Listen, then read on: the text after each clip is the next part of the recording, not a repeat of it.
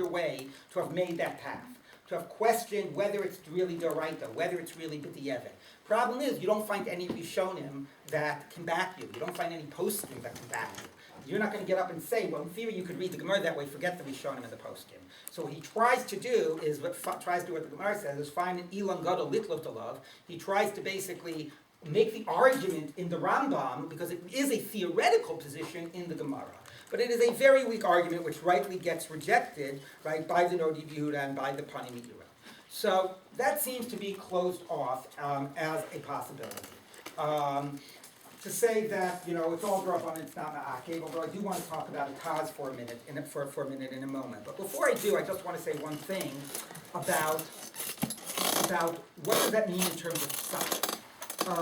And here I also want to, turn attention for a moment to like the tshuva that Rabbi Lau put on the web in terms of this. Because I was really, did people see that about the Kohanim Birkat? He basically, references the Tshuvot, and he basically says, and therefore it's Midrabanan, and we have to be Mekel. So here's what bothered me about the Tshuva. What bothered me is, first of all, I don't think, you do any help to the cause, or to halacha, or to inclusion, if you're not making, a rigorous argument. If the argument clearly is, clearly doesn't stand up to any type of critique or inspection. And the person asking the shaila knew the Makorot. And I think this was fascinating. If you read the shaila, he says, on the one hand you've got the Shus Yaakov, on the other hand you have the Pani Me'iras and the Noach Yehuda. So what should we do? So what he does in his tshuva is he quotes some of the psukim in the Midrash Halacha. And then he, sort of says, maybe you could argue it's a D'Rabbanan, and he makes this weak argument about the Rambam's language about the Piyah Shmua, and therefore he says, and therefore we should rely on the Shvus Yaakov and say it's D'Rabbanan because of what it means to exclude somebody.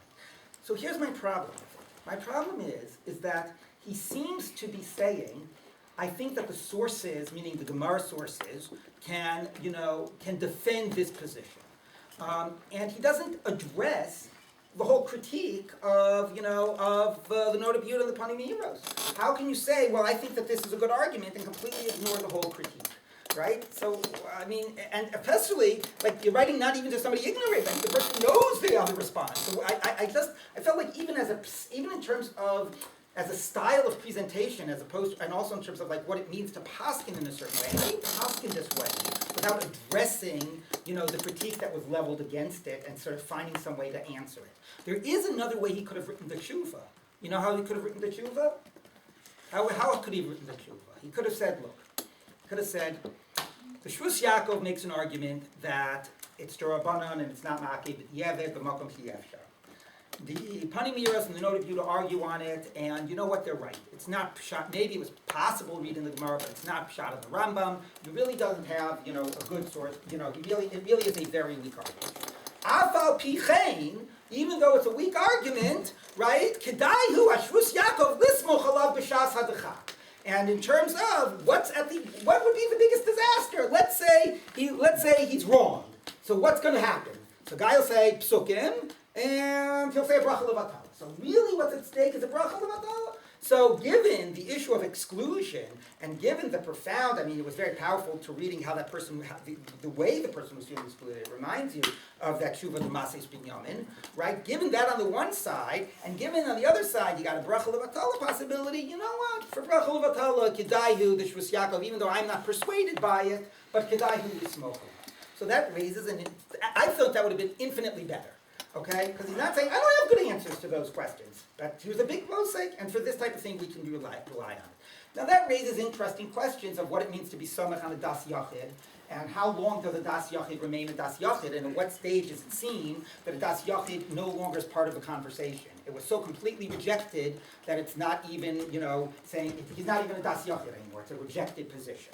I would say, interestingly, that, and this also is the power of publishing, because, one could also ask, since when did the Shulchan Aruch become such an authority? It's one man's opinion, right? And a lot of that has to do with the issue about how as a book, it was received and treated and the weight it was given. Nowadays, it would be shocking to people if you said, well, I'm not sure we actually have to paskin like the, fill in the blank. What does everybody think you have to paskin like nowadays? Not just the Shulchan Aruch, but the Mishnah Berurah. How can you not pass like the Mishnah Berurah? I don't understand. Since when did the Mishnah Berurah become the posek of Klal Yisrael? But because everybody uses the Mishnah Berurah, it de facto gets a certain degree of canonization. Well, you know what? Interesting, and I'm not sort of making this less as a halachic argument and more as a sociological argument. You know what? The Shvus Yaakov got a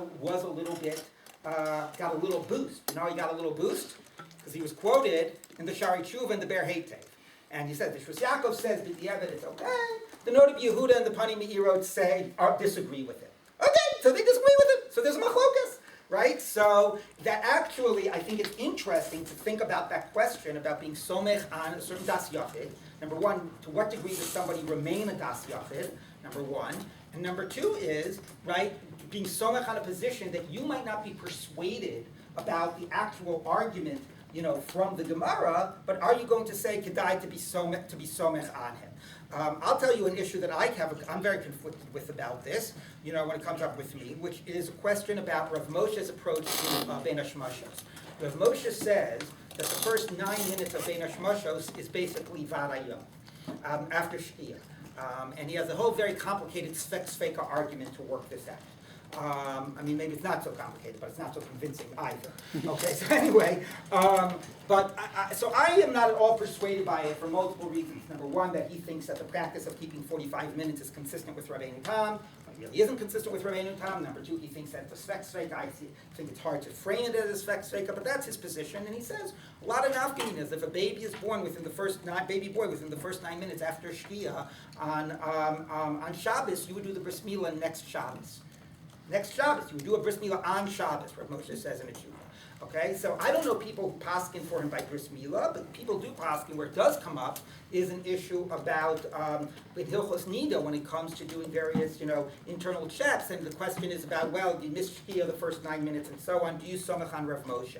And I'm very conflicted because I'm not at all persuaded by the position. I think it's, you know, to me, I don't see how it's intellectually defensible. But on the other hand, it's not only Rav Moshe who says it, it's Rav Avad Yosef. Okay, Rav Avad Yosef says it, who am I, and kedai to be somech on them. But usually, I don't actually say it's mutter. What I usually say when somebody asks me that is I said, well, Rav Moshe says that you can still do, you can still do it now.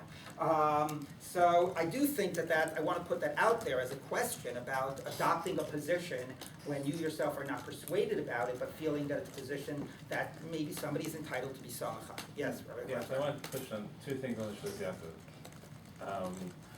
One is, I would think that Rabbi Lau's whole point is that he doesn't, and he frames it your way in his response to Lichtenstein, but I think the whole point of this trip is he doesn't want it to be b'diavad, because he doesn't want the people he's including to feel that, well, basically halacha isn't about including you.